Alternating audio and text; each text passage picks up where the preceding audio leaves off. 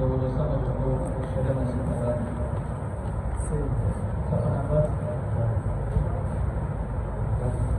نمبر 39. أعوذ بالله من الشيطان الرجيم. بسم الله الرحمن الرحيم. فخرج على قومه في زينته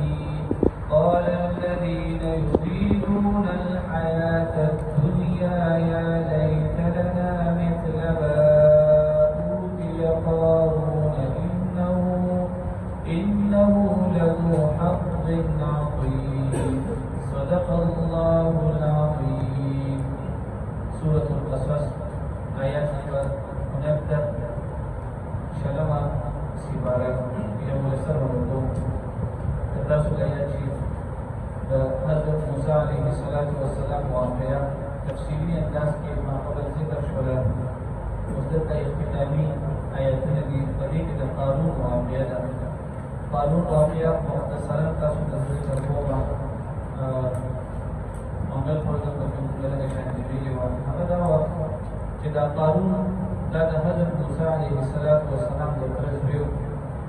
اللہ تعالیٰ و انتہائی مال و دولت ورکڑو خدا مال و دولت سره سره هغه انتهایی کنجوس وو. بعضې مسلمانانو هغه ته ترغیب ورکړو د زکات د ورکولو چې دوی ته به د خپل مال کې زکات ورکوه. د دې په جواب کې هغه داسې خبره وکړله چې دوی ته ما په خپل محنت باندې ګټلي دي او دې غریبو خلکو ته هم پکار دا دي چې تاسو هم چې کوم دی په خپل محنت سره مال و دولت ګټئ. دې ځای پورې زموږ خبرې شوې وې. بیا د حضرت موسی علیه السلام طریقه کار دا و چې کله به الله ورته یو حکم نازل کړو چې یو حکم بیا ورته ورکړو نو خلک به داسې راجمع کړل او په هغې کې به چې کوم دی موسی علیه السلام هغه حکم دی بیان کړو چې نن الله تعالی چې کوم دی دا به شاته حکم نازل کړی دی. نو الله تعالی چې کوم دی موسی علیه السلام ته وفرمایل چې ته دې خپل امت ته ووایه چې تاسو به چې کوم دی په خپل زکات کې څلورمه حصه دا به تاسو زکات ورکوئ.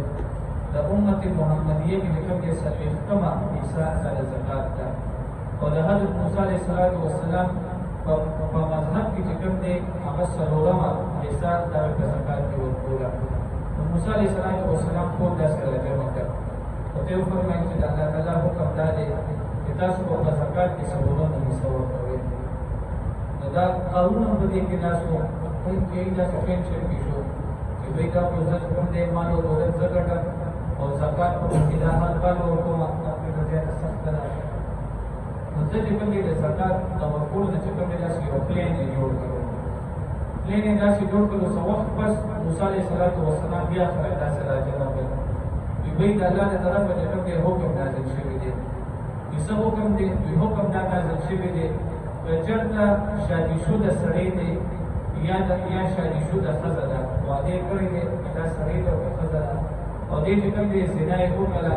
نو دا به رجم کېږي به دا به په کاڼو باندې ویشتلي کېږي په تر څو پورې چې ورته نږدې لاندې او که چېرته غیر شادي شوده سړی یا غیر شادي شوده نجلۍ دا یې چې کوم دی دې زنا وکړله نو دې ته به 100 کوړې مېلاوېږي. دا حکم یې ورته الله تعالی بیان کړو. نو دې قانون داسې چل کړو د دې چې کوم دی یو ښځې ته پیسې ورکړې وې چې کله موسی علیه السلام دا حکم بیان کړي نو یې ته به پاڅي ته به ورته ووایي چې بھئ دا حکم چې کوم دی عام دی که نه صرف غریبو خلکو لپاره دی او نعوذ بالله من ذلک د موسی علیه السلام دې تهمت دی تیاره کړه. نو چې کله موسی علیه السلام دا مسله بیانه کړه چې د الله د طرفه حکم راغلی دی چې کوم یو شادي شوده سړي یا ښځې زنا وکړه دا څه کېږي دا به وژل کېږي به نو دا ښځه داسې پاڅېدله یاره داسې چل دی موسی علیه السلام دې پوښتنه وکړله وایي تا چې دا کوم حکم بیان کړو نو وایي تا چې کومه بدکاري ما سره کړې ده د هغې پسې حساب کېږي تا ما سره کړې ده آیا دا حکم صرف غریبو خلکو لپاره دی او که نه ستا لپاره هم دی. بس موسی علیه السلام په اودس چله ځان کړو ډایرکټ په سجده باندې پرېوتلو الله ته سوال وکړو یا الله زما د پاک دامنۍ په تا ته علم دی زه خو یو پیغمبر پاک دامن سړی یم او دا تهمت چې کوم دی صرف دې لپاره دی چې زه په دې معاشره کې دا خلک چې کوم دی ما بدنام کړي. الله رب العزت ورته تسلي وکړه. چې راپاڅېدلو صدقې نه سب وکړو د خځې په خپل لوي ورکړه وی ما ته قارون چې کوم دې پیسې راکړې وي ما ته د پیسو باندې یو شاور راکړو او بدا خبرې ما نه کوله د پیسو دا خبرې وکړې الله رب العزت چې کوم دې په کم مجلس کې چې تهمت لګېدلو په اکثر مجلس کې د موسی علیه السلام هغه دامن صفاش ورو بیا چې کوم دې د قارون چې کوم دې د زکات ورکړو نه انکار وکړو دې زما زکات نه ورکوم نو دا الله رب العزت چې کوم دې دا خبرې خوښې نشوي باقاعده تور سره چې کوم دې بیا د قارون او د قارون چې کوم محل وکړه الله تعالی بس مکه کې وایي کړی دی په دې رکوع کې چې کوم دې د قارون هغه قصه او واقعیت تطبیق فخرج على قومه بيدير وتلو على قومه تخفل قوم فرواته في زينته فخفل كرشان سرا فقال الذين أوتوا يريدون الحياة الدنيا يغستري جند الدنيا يا ليت لنا إيجاز منسروي مثل ما أوتي فشان لها مسات وفرشيدي قارون دا إنه لذو حظ عظيم بشكل نسيب ولا قريب زياد لدي وقال الذين أوتوا العلم دا قارون په چې کله راوتلو نو چې کوم دوی خلک وو هغې به داسې حسرت کولو دوی چې پلار سره غوندې عمرې مونږ سره یې وي او د ده غوندې مال او دولت مونږ سره یې وو نو دلته چې کوم اهل علم وو هغې به ورته ویل چې دوی داسې چلته اصل کامیابي هغه د آخرت ده نو په الله ایمان راوړی دی په موسی علیه السلام باندې ایمان راوړی دی او دا زموږ ایمان دی چې الله تعالی به موږ ته د آخرت ټول حصه کوي اهل علم او چې کوم دی دغه خلکو ته ویل تسلیانې ورکولې وقال الذين وويلها خلقتي أوتوا العلم جهتي والكرشي وعلم ويلكم أفسوس متى سماتي ثواب الله خير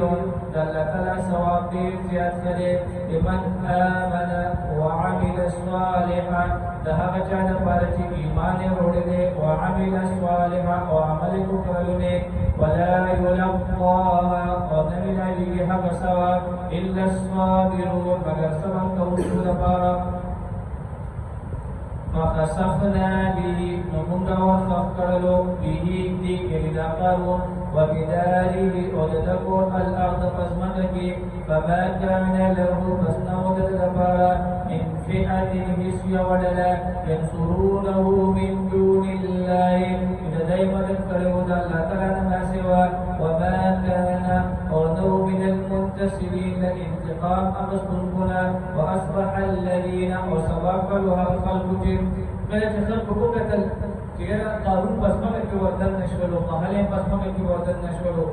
او پرون چې کوم خلکو دا خبره کړې چې کاش دغه شان مال او دولت موږ سره یې وو هغې شکر ادا کړو چې کاش چې موږ د قارون غوندې وو چې کاش موږ د چا غوندې وو د قارون غوندې د هغې تذکره شوه وکړي واصبح الذين صبروا وخلقوا تبنوا چې ارمان یې کولو مکانه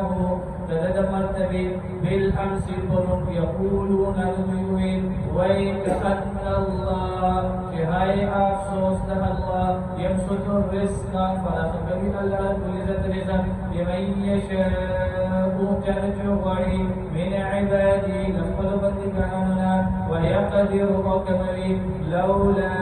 أمن الله يجرك إحسان نكور الله رب العزة علينا فهم مادي لخسف بنا وهو فمونغا بخير ويكأنه هيئة الصوت لا يفلح الكافرون إذا كان يبي كافرا خلق وآخر دعوانا الحمد لله رب العالمين.